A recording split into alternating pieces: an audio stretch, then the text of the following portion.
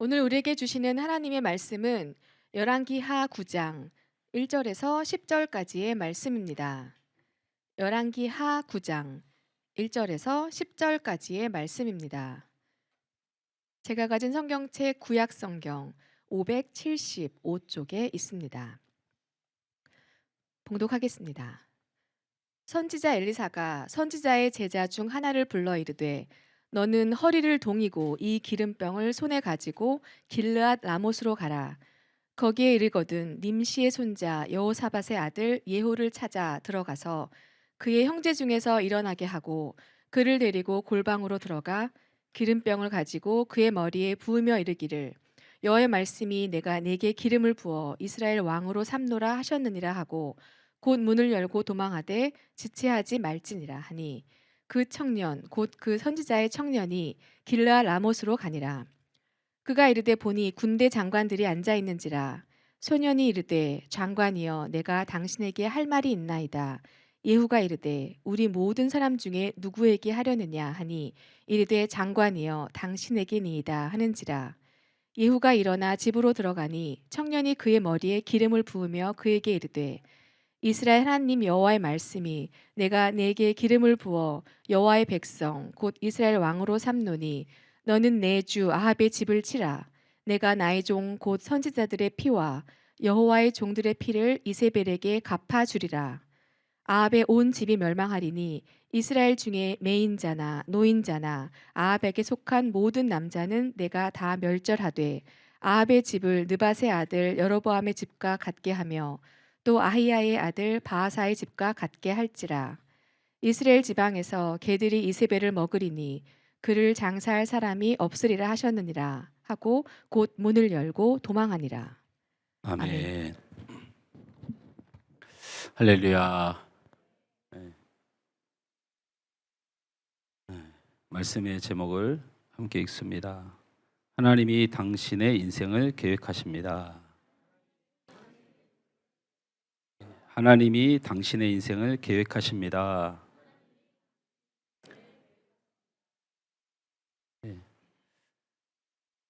하나님이 여러분의 인생을 계획하더라도 우리 문장로님은 건강을 잘 지키십시오.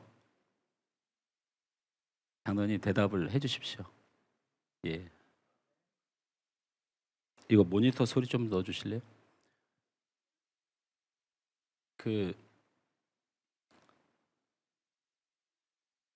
제가 38살에 우리 하늘소망교회 목회를 했습니다. 38살에. 우리 청년들 중에 38살 가까이 되신 분 한번 손 한번 들어주실래요? 우리 현식 형제 올해 춘추가 어떻게 돼요? 35이잖아요. 아마 우리 현식 형제보다 이제 한 2, 3년 정도 더 지났을 때쯤인 것 같아요. 그때 제가 우리 문장로님을 처음 뵀습니다. 처음 뵙고 이제 53이 됐네요.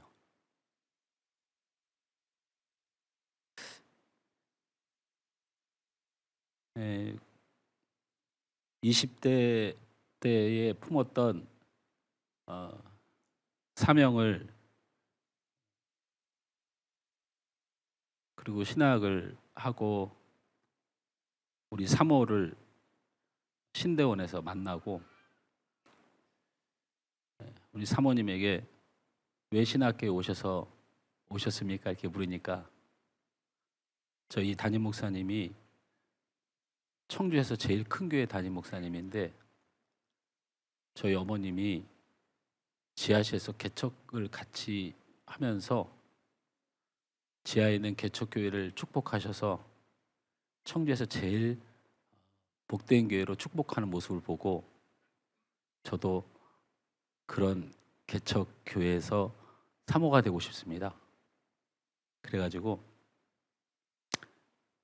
제가 그럼 저랑 결혼하시죠.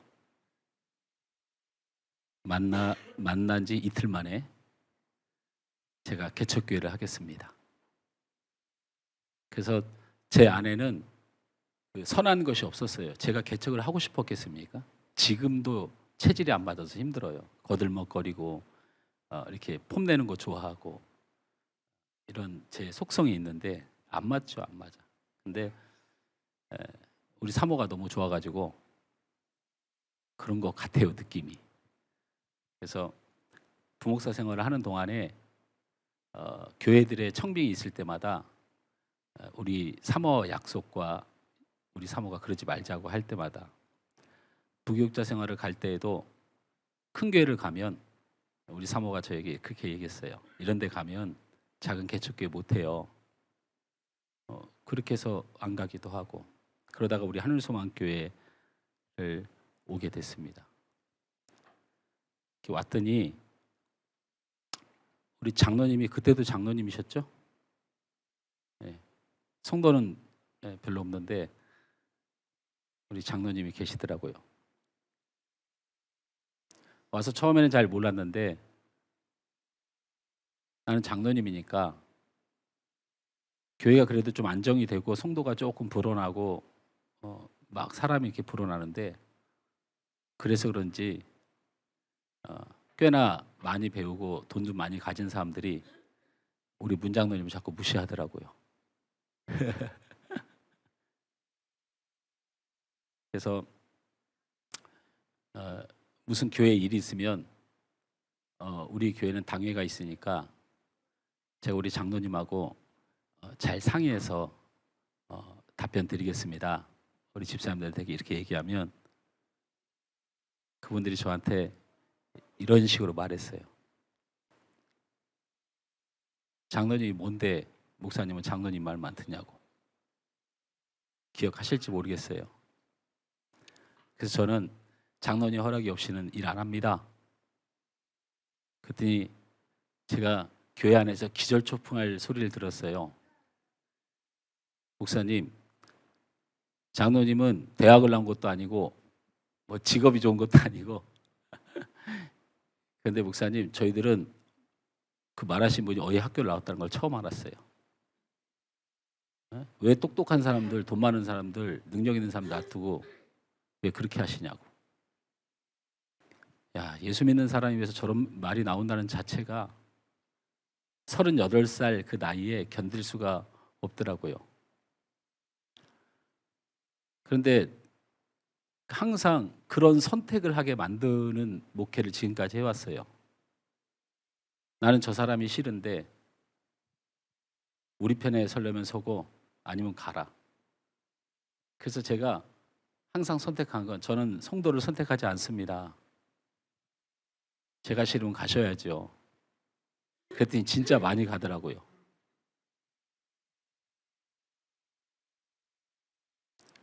한참 교회가 힘들고 어렵고 많은 시험에 들었을 때 우리 문장로님이 저한테 내가 목사님 이 교회 처음 오신다고 그럴 때 계단까지 쫓아 내려가서 목사님 이 교회가 보통 힘든 교회가 아닙니다. 목사님 이 교회 오면 절대로 안 됩니다. 이렇게 말씀을 하고 싶은 걸 꾹꾹 참으셨다고. 그때 왜 참았냐고요. 그러니까요, 장로님.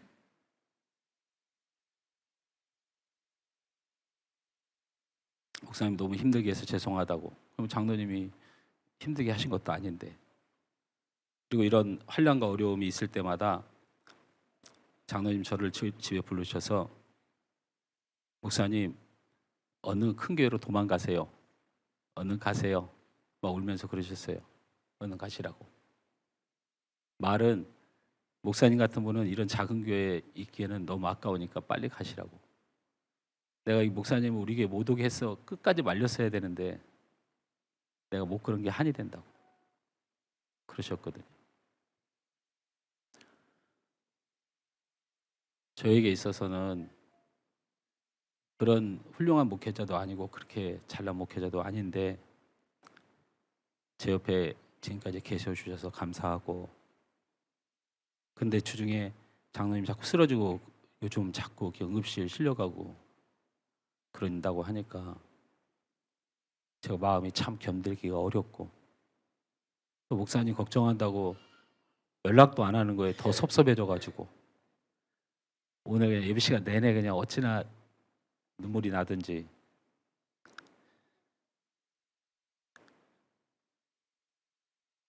순수하게 시작한 교회가 하나님 앞에 복음으로 능력으로 세워지는 그거 보시고 돌아가시라고 제가 부탁드렸는데 벌써 그러시면 안 돼요.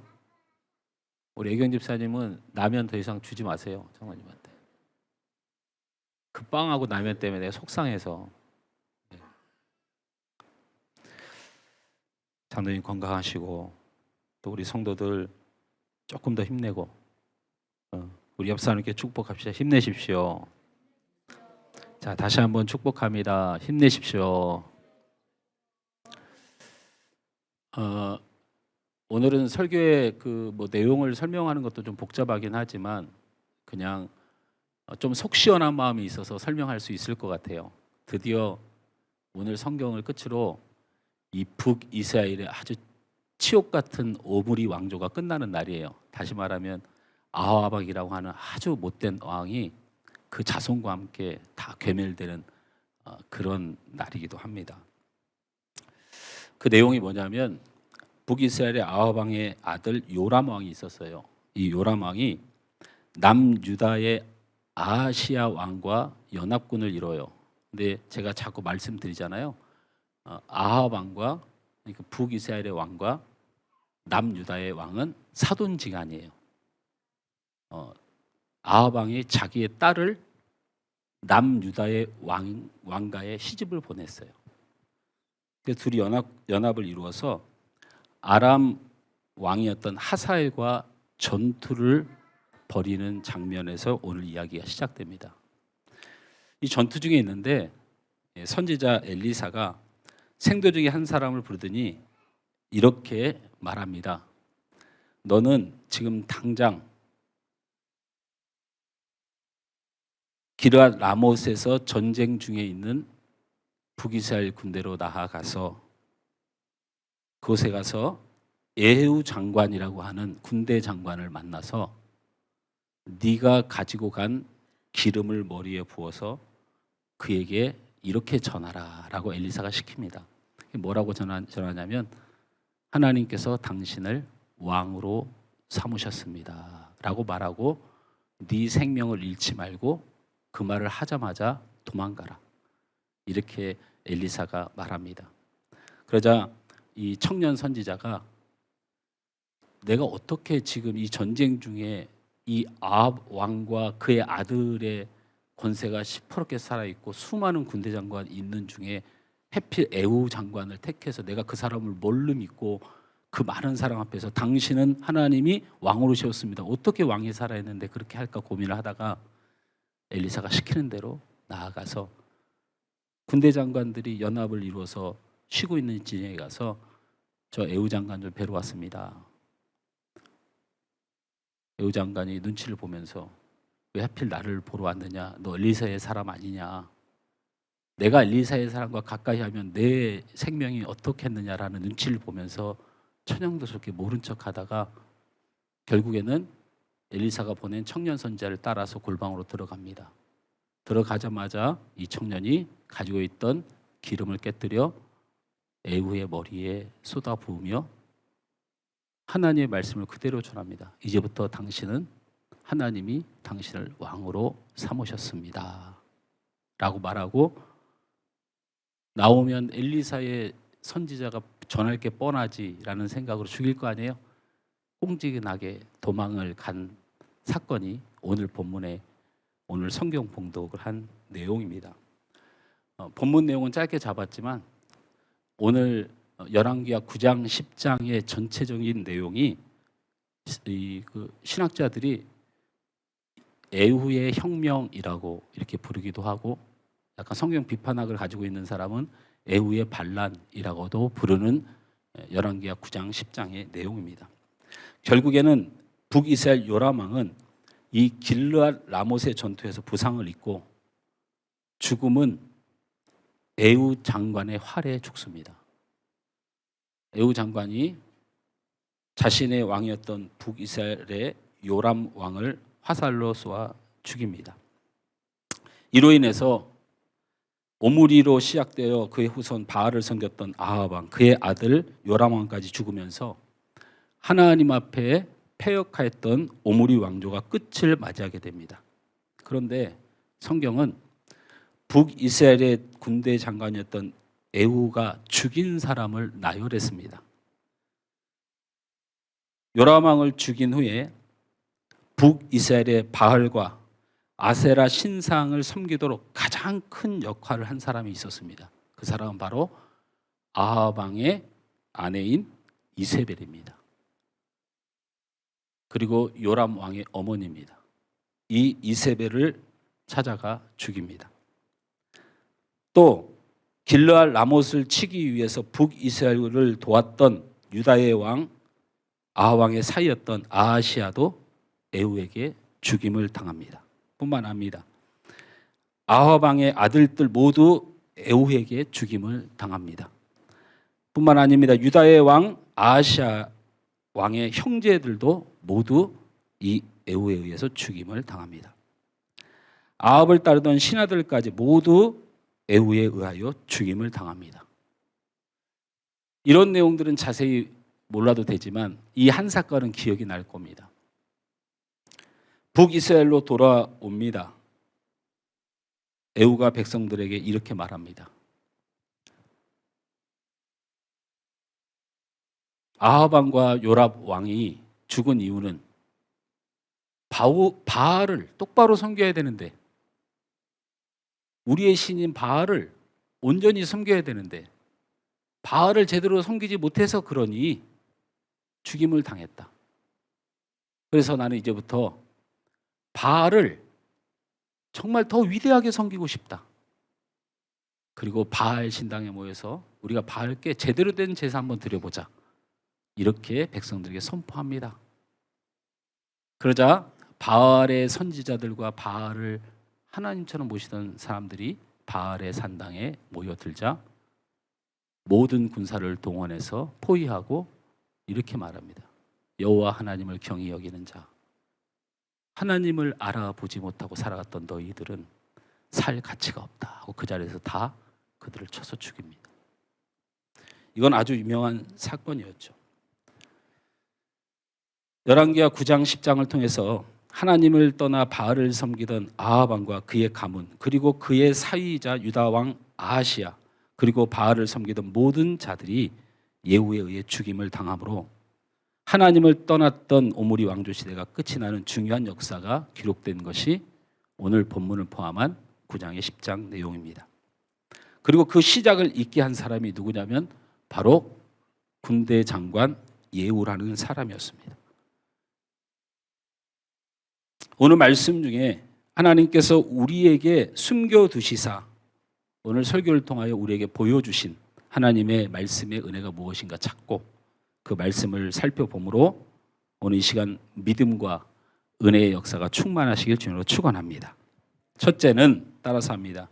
우리의 관심이, 크게 따라합니다. 우리의 관심이 하나님께 향해야 합니다. 이 말씀이 숨겨져 있습니다. 우리 지도를 한번 볼까요? 지도를 보면 저기 네모칸에 뭐가 있죠? 길르앗 라못이라는 곳이 있습니다. 제가 과장을 하는 것이 아니고 저 이스라엘과 유다 땅이 적지 않은 규모를 가진 땅입니다. 그렇게 강력했던 블레셋도 저 북이스라엘과 남유다의 그 세력 앞에 그냥 작은 나라처럼 보일 정도로, 그리고 그 밑에 에돔이며 모압이며 암몬이며 북이스라엘에 꼼짝 못하도록 하나님의 은혜를 주셨습니다. 그런데 아람 나라 땅에 속하 있는 길르앗 라몬, 요단강 동편으로 저 멀리 있는 땅을 굳굳이 가서 뺏으려고 하는 거예요. 굳굳이 가서. 저를 보십시오. 그 이유가 있습니다. 그 이유는 간단합니다. 저기에서 유황이 가장 많이 나옵니다. 화면은 저를 보여주셔도 돼요. 저기에 유황이 많이 나온다는 건 쉽게 말하면, 지금으로 말하면 다이아몬드가 가장 많이 나오는 땅을 포기 안 하는 것, 석유가 나오는 땅을 포기 안 하는 것처럼 그때 당시에 유대 지방의 가장 좋은 치료제는 유향이었습니다. 그래서 굉장히 비싸요. 그게 저기서 나와요. 그리고 저희가 워낙 곡창지대라서 뭐 저기서 나오는 포도며 뭐 올리브며 최고의 상품인데 그거는 사실은 유향을 얻는 거에 비하면 너무 떨어지는 거라 저 땅은 포기가 할 수가 없는 땅이에요. 그래서 이해합니다. 북이스라엘이 잘 살기 위해서 가야 되는 길이기도 하고 다른 땅은 몰라도 두로와 시돈 그 항구가 있는 그 땅 특히 포기 못하고 특히 유향이 나오는 보물창고인 저 길르앗 라못을 포기 못하는 것을 이해합니다. 그런데 들어보십시오. 그 땅은 가서도 안 되고 바라봐서도 안 되는 땅입니다. 왠지 아십니까? 여러분 길르앗 라못이라고 하는 전쟁을 지금 거기서 아람 나라의 하사엘과 하고 있는데 우리가 강해 설교를 쭉 했는데 어디서 길르앗 라못을 많이 들어보시지 않았습니까? 들어봤을 겁니다. 바로 저 전쟁이 두 번째 전쟁이죠. 첫 번째 전쟁도 아람 왕 베나닷과 전쟁이었어요. 그때 북이스라엘의 수장은 아합 왕이었어요. 그런데 아합 왕이 어디서 죽습니까? 바로 저 전쟁에서 죽어요. 길르앗 라못이라는 전쟁에서 아합 왕이 죽습니다. 하나님은 저 땅을 이스라엘 백성들에게 허락하고 싶은 마음이 없어요. 저렇게 좋은 보물이 나오고 저렇게 좋은 곡식이 나오는 이 물질이 가득한 그 물질이 우리의 인생을 지배하는 것, 이스라엘을 지배하는 걸 원치 않으셔요. 그래서 이스라엘이 다른 전투는 다 이기는데 저 길르앗 라못에서만큼은 이기지 못하도록 하나님이 계속 막습니다. 그래가지고 저기서 누가 죽어요? 아합 왕이 죽어요. 다시 말하면 오늘 전쟁을 하고 있는 요람 왕의 아버지가 저기서 전사했단 말이에요. 마찬가지입니다. 그럼에도 불구하고 하나님이 지금 무엇을 말씀하시는지, 하나님이 무엇을 말하는지 전혀 안중이 없어요. 오직 세상적 가치와 탐욕으로 다시 또 길르앗 라못이라는 곳을 차지하기 위해서 또 전쟁을 일으켜요. 결국 이 요람 왕이 어디서 죽습니까? 길르앗 라못이라는 땅에서 또 아버지와 똑같이 거기서 죽어요. 그 길르앗 라못이라는 땅을 차지하기 위하여 그 욕심에 하나님이 뭘 원하시는지도 잊어버리는 인생, 하나님이 그 관문을 결국 멸망케 하는데 그곳이 길르앗 라못이라는 땅의 전쟁이었어요. 북이스라엘의 아합 왕과 그의 자녀 요람 왕은 하나님이 무엇을 원하는지는 애초에 관심이 없었던 사람입니다. 우리는요, 관계가 실패할 수도 있고요, 상황이 안 좋을 수도 있고, 내가 죄인일 수도 있어요. 그리고 내가 몹시 고통받는 삶이 내게 있을 수 있는데 우리가 하나님을 볼 수 있으면 돼요. 하나님이 내게 무엇을 원하시는지를 알면 그게 문제가 안 된다니까요. 문제가 안 됩니다. 간사님, 내가 간사님 좋아하는데 간사님 저 싫어하시잖아요. 예를 들자면 말씀드리는 겁니다. 싫어하잖아요. 하나님이 안 계시면 제가 계속 싫죠. 그거 싫어하잖아요. 근데 우리 간사님 안에 하나님이 무엇을 원하는지를 아는 신앙이 있기 때문에 저건 문제가 안 된단 말이에요. 문제가 없습니다. 죄악 가운데 있어도 하나님이 내 안에 계시면 하나님이 그 죄에 대하여 내게 어떤 마음을 품고 계시는지, 그 죄를 씻기 위하여 하나님이 어떻게 하실지를 우리는 알기 때문에 우리는 정죄되지 않습니다. 그것은 영적인 문제뿐만이 아닙니다. 건강의 문제, 삶의 문제에 있어서도 하나님이 여러분의 인생에 계시면 하나님이 어떤 능력을 가지시고 하나님이 어떻게 하실 줄 알기 때문에 염려와 걱정을 내려놓을 수 있습니다. 바로 하나님이 이것을 원하셨습니다. 아합 왕에게, 요람 왕에게 너에게 하나님이 있으니 하나님을 바라보라고 계속 요구하셨던 것입니다. 그러나 그들은 오직 길르앗 라못이라고 하는 풍요와 쾌락과 세상적 가치만이 그들의 관심이었습니다. 하나님은 그 길르앗 라못에서 아합 왕도 그의 아들 요람도 죽게 하셨습니다. 이는 하나님께 관심이 없고 오직 세상적 가치와 오직 세상이 주는 감정만을 가지고 살아가는 불신앙에 대한 하나님의 심판을 보이신 겁니다.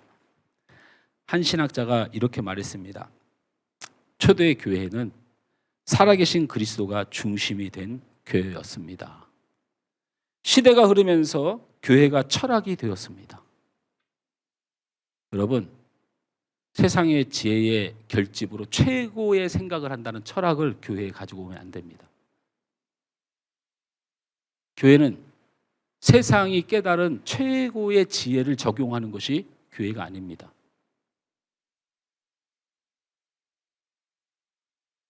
가늠한 여인이 교회에 잡혀왔습니다.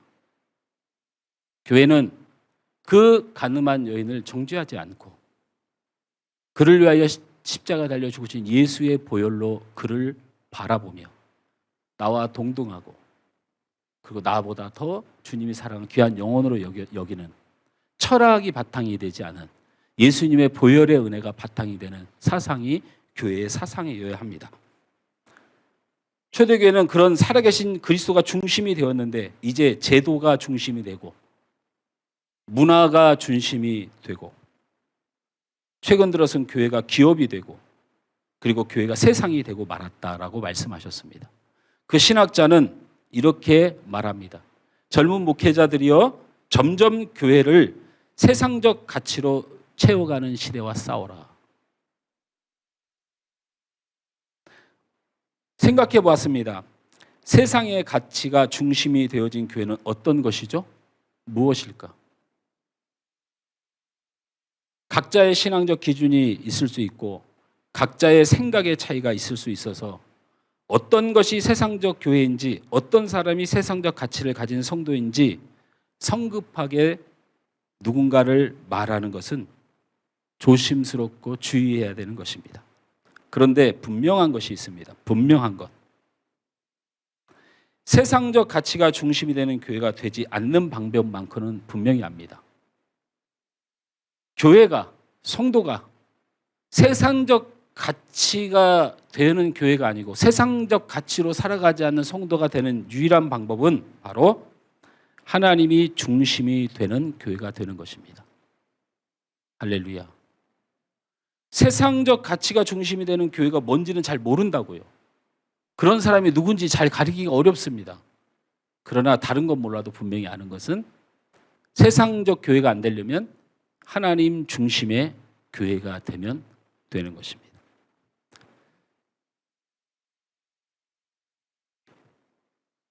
마태복음 6장 33절 말씀에 이런 말씀이 있습니다.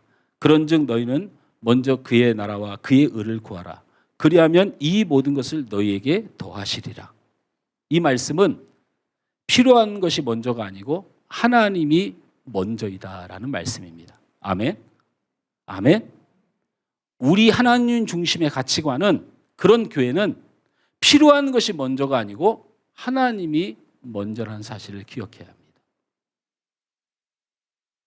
그래서 마음 상하고 건강 잃고 삶의 문제, 자녀의 문제를 신음할 때 하나님이 없으면 우리는 말라 죽는 거예요. 우리는 상처받아 죽는 거예요. 요한복음 15장 5절 말씀에 보면 이런 말씀이 있습니다. 나는 포도나무요 너희는 가지라.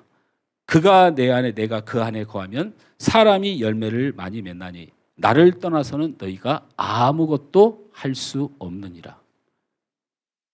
열매가 먼저가 아니고 예수가 먼저라는 말씀입니다. 이 두 말씀의 동일한 기준은 하나님 중심을 뜻하는 것입니다.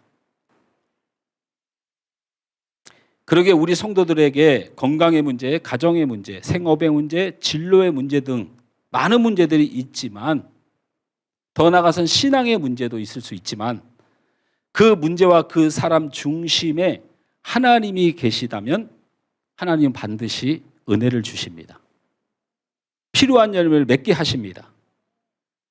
이 가치를 믿는 것이 하나님 중심의 성도입니다. 이렇게 하나님 중심의 신앙이 중요한 이유가 있어요. 들어보십시오. 옆 사람을 깨웁니다. 졸지 마세요. 아니, 걔는 놔두세요.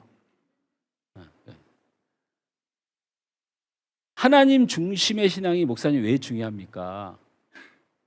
내가 지금 하나님 중심으로 가는 것이 열매 맺는 게 사는 길인데 그 하나님의 중심으로 가는 내가 그렇게 살고 있느냐를 바라보는 척도는 딱 한 가지입니다.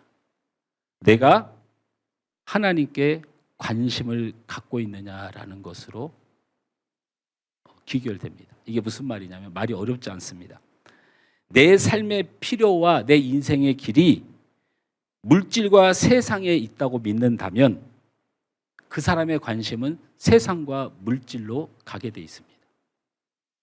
내 인생의 길을 어떤 사람이 해결해주고 있다고 믿는 사람은 결국에는 그렇게 믿는 대로 관심이 사람에게 가게 되어 있습니다. 그런데 반대로 우리의 삶이, 우리의 필요가, 우리의 인생이 하나님께 달렸다고 믿는다면 그의 관심은 자꾸 어디로 가요? 하나님께로 간다는 것입니다. 그의 관심은 자꾸 하나님께로 가게 돼 있어요. 내 스스로를 말하는 거예요. 여러분을 비판하는 게 아니고. 내가 내 목회의 해결 방법이 돈 많은 집사님에게 달렸다고 생각하면 나는 그 집사님을 특별 대우하는 목사가 되는 겁니다.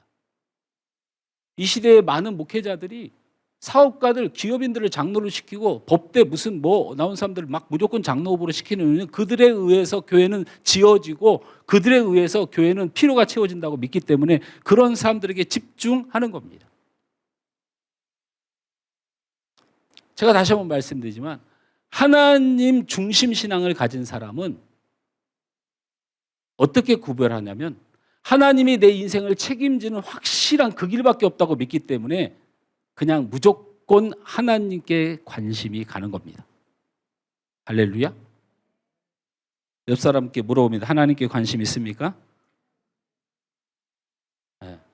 좀 옆 사람한테 물어보라고 하니까 또 뭘 또 이렇게 하나님께 관심 있습니까? 네, 그걸로 보면 안다는 거예요. 하나님은 길르앗 라못에 관심이 없었어요. 그러니까 하나님을 따르는 사람들은 길르앗 라못에 관심이 없어야 돼요. 요람 왕은 이스라엘같이 조그마하고 맨날 핍박만 받고 맨날 침공당하던 나라의 역사를 생각해 보면서 지금 이스라엘 나라를 두려워하는 블레셋 꿈도 못 꾸던 얘기예요. 아람 나라 꿈도 못 꾸던 얘기예요. 이스라엘이 군대를 편성하고 유다와 연합군을 이뤘다고 하면 온 세상이 벌벌 떠는 것을 감사했어야 되는데 하나님이 없으니 감사가 없어요. 길르앗 라못을 아람 나라가 갖고 있는 꼴을 못 보는 거예요. 그것도 차지하고 싶은 거예요. 하나님은 관심이 없는데 세상에 관심이 많은, 세상 잘 살고 있는 그거에 온통 관심이 갔던 거죠. 하나님은 여러분 딱 한 가지만 관심이 있습니다. 여러분이 하나님께 관심이 있고 하나님이 여러분을 살려준다고 믿는다면 하나님이 원하신 것 딱 하나입니다. 하나님은 이스라엘이 거룩하길 원합니다. 하나님은 여러분이 거룩하길 원합니다. 거룩이란 하나님 앞에 나오는 자를 뜻합니다. 예수 보혈 앞에 나오는 자를 뜻합니다. 그러길 원하십니다. 그래서 북이스라엘 역사를 살펴보면 맨날 바알 앞에 농사의 신 아닙니까? 농사 잘 짓겠다고 바알을 찾아가, 길르앗 라못을 찾아가, 두루와 시돈 찾아가려고 맨날 전쟁하면서 자기 욕심을 차리는 그들에게 하나님이 계속해서 실패하게 하면서 뭐라고 말씀하셔요? 너희가 잘 되려면 거룩하라, 내게 나오라 라고, 돌아와라 라고 말씀하고 있는 것입니다. 우리는 길르앗 라못의 관심을 하나님께 돌아가야 할 줄 믿습니다.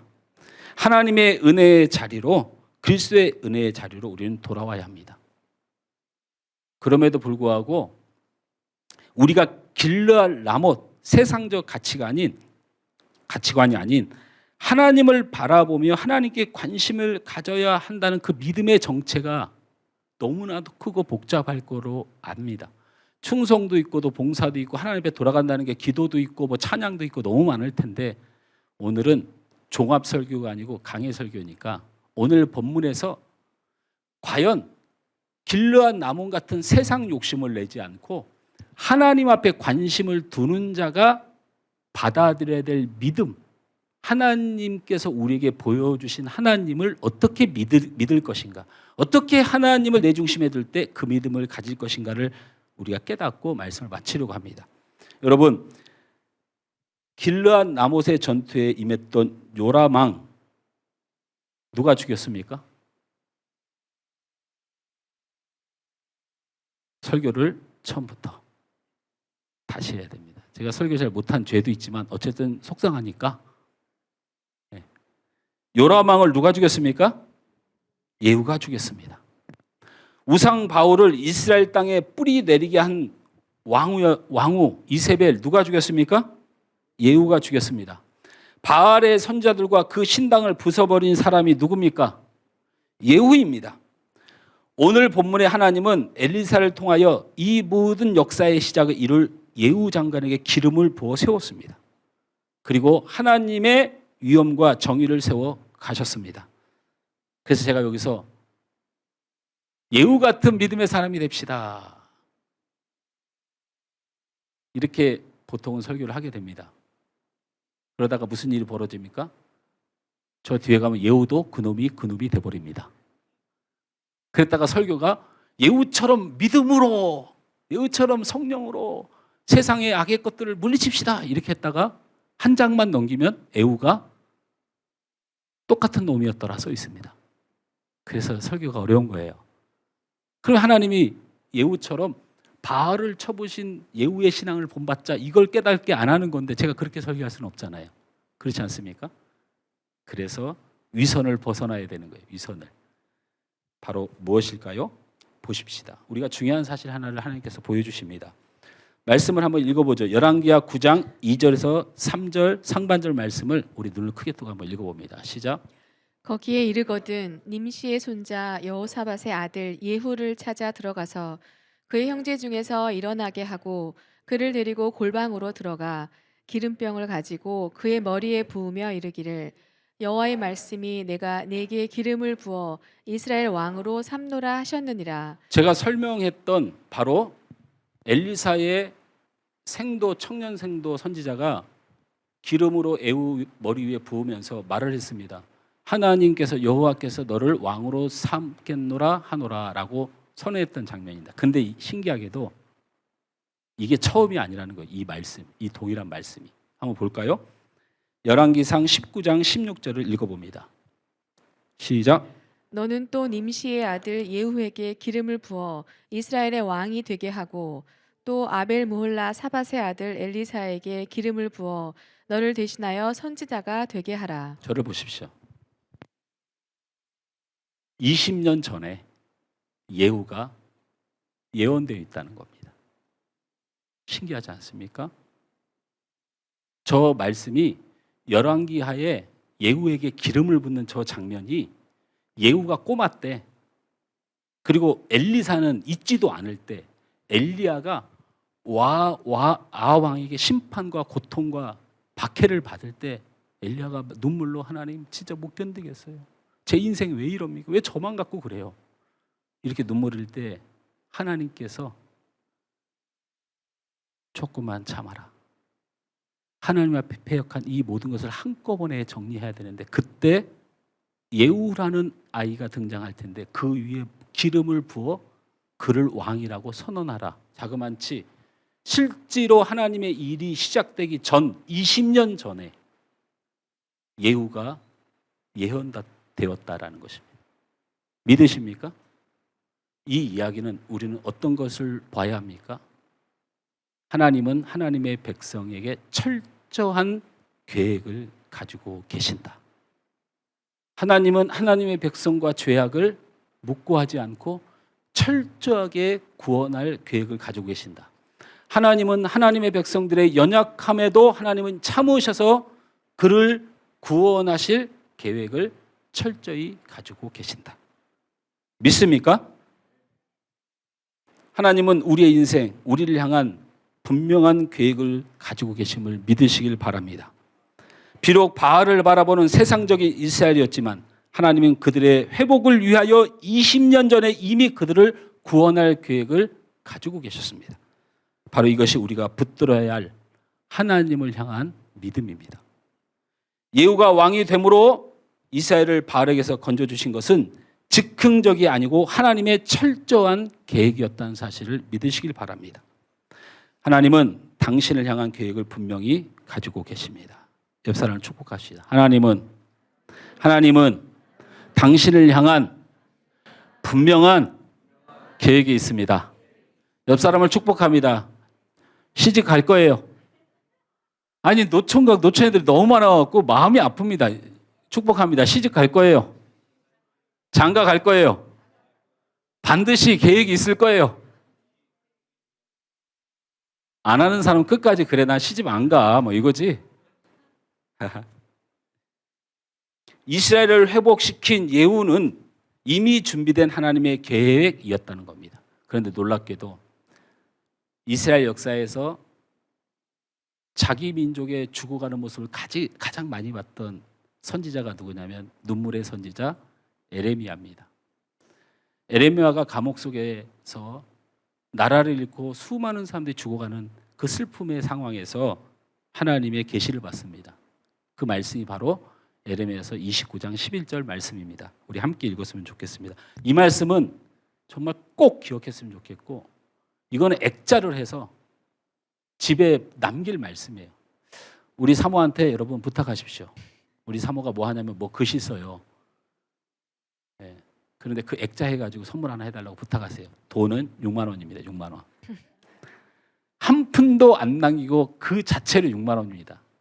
근데 우리 사모가 작가니까 원래 한 20만 원 받아야 되는데 6만 원 원가에 해도 될 말씀입니다. 함께 읽어볼까요? 시작. 여호와의 말씀이니라. 너희를 향한 나의 생각을 내가 아나니 평안이요 재앙이 아니니라. 너희에게 미래의 희망을 주는 것이니라. 이 말씀을 그대로 띄워놓으면 말씀이 좀 부드럽지 않잖아요. 제가 읽어볼 테니까 부드러운가 보세요. 여호와의 말씀이니라. 이제 하나님 말씀하시는 거예요. 너희를 향한 나의 생각을 내가 아나니 평안이요 재앙이 아니라 너희에게 미래와 희망을 주는 것이니라. 눈물을 흘리고 있는 에레미야가 삶이 너무 힘들고 되는 일이 없고 저는 아무것도 능력이 없어요 하고 우리 민족 어떻게 하고 울 때 하나님이 그렇게 말씀해 주셨어요. 근데 저기서 너희를 향한 나의 생각이란 단어 중에 생각이란 단어가 오타입니다. 아하샤바라고 하는 히브리어입니다. 오타는 아니고요. 기왕에 저렇게 안 썼으면 좋겠다라는 생각을 갖게 하는 성경입니다. 바로 아하샤바라는 단어가 계획이라는 단어입니다. 저 본문을 계획자를 원문대로 넣어서 읽으면 부드러워집니다. 읽어볼까요? 시작. 여호와의 말씀이니라. 너희를 향한 나의 계획을 아나니 평안이요 재앙이 아니니라. 너희에게 미래와 희망을 주는 것이니라. 아멘. 사랑하는 성도 여러분, 예후의 등장은 하나님의 계획입니다. 우상과 죄악에서 백성을 구원할 계획은 20년 전에 세워졌습니다. 하나님은 우리의 인생의 계획을 가지고 계십니다. 그것은 평안과 희망으로 인도하는 것입니다. 우리가 하나님을 찬양한다고 할 때 찬양의 본질의 의미는 하나님께서 베풀으신 은혜를 만나서 하나님을 인정하다라는 것입니다. 하나님을 찬양받기에 합당하신 하나님이라고 말하고 하나님은 찬양을 기뻐하시는 하나님이라고 말하는 것은 바로 저 말씀을 응하게 하는 겁니다. 반드시 내 백성을 계획해서 저들이 평안과 희망과 기쁨으로 살아갈 수 있도록 반드시 도우시겠다는 하나님의 약속이 이루어질 때 그분이 찬양받기에 합당하신 하나님으로 불려지고 높여지시는 것입니다. 말씀을 맺습니다. 바울이라는 사람이 있었습니다. 이 바울이라는 사람은 예수님을 죽이자고 공모했던 사람이고 그 당시에 가장 하나님 앞에 순수하게 충성하며 날마다 섬기는 스데반을 직접 죽인 사람입니다. 그런 사람은 구제불능이고 하나님 앞에 가장 악한 자고 우리 믿음의 사람들에게도 씻을 수 없는 상처와 아픔을 준 사람입니다. 그러나 그 바울이 또한 교회를 가장 많이 세운 자고 가난하고 병든 자를 가장 많이 도운 자며 고린도 교회의 그 많은 죄인들을 한 번도 정죄하지 않고 끝까지 성도로 품은 자고 결국에는 예수님을 위하여 순교한 자가 되었습니다. 죄악과 살인자의 바울을 통해 복음과 교회와 주님을 위한 순교자 바울로 세우실지는 저는 몰랐습니다. 그것은 하나님이 계획하셨습니다. 저는 스데반이 훨씬 더 유명해져야 된다고 생각했지만 스데반은 하나님을 잘 섬겼다는 글 하나 남기고 죽은 사람이 되었고 그 스데반을 죽였던 아주 악한 바울은 이 땅에서 많은 사람들에게 칭송을 받는 사람으로 세우신 하나님의 뜻을 전 잘 모르겠습니다. 하나님을 참으로 예배하며 주님을 사랑했던 아벨은 제사 한번 드린 것 때문에 죽임을 당하고 세상의 죄악과 어두움과 흉측한 살인자 가인은 그의 가문이 번창하고 번성하는 이 하나님의 역사를 저는 도저히 이해할 수가 없습니다. 저는 우리 성도들을 이해할 수 없습니다. 여러분도 저를 이해할 수 없을 것입니다. 그리고 저는 여러분의 아픔과 상처와 고통을 감당할 수가 없습니다. 그리고 여러분의 실패와 부족함을 제가 응원할 힘도 없습니다. 그런 한 가지는 분명합니다. 사울을 바울 만든 하나님의 능력, 아벨보다 가인을 선택하신 하나님의 계획, 스데반보다 바울을 높이시기 위하여 계획했던 하나님의 그 높고 이해할 수 없는 계획이 저는 여러분의 미래라고 믿습니다. 여러분 무엇 때문에 낙심하십니까? 무엇 때문에 절망하십니까? 우리 하나님은 여러분을 향한 계획이 있으십니다. 이걸 믿는 믿음이 하나님 중심의 믿음입니다.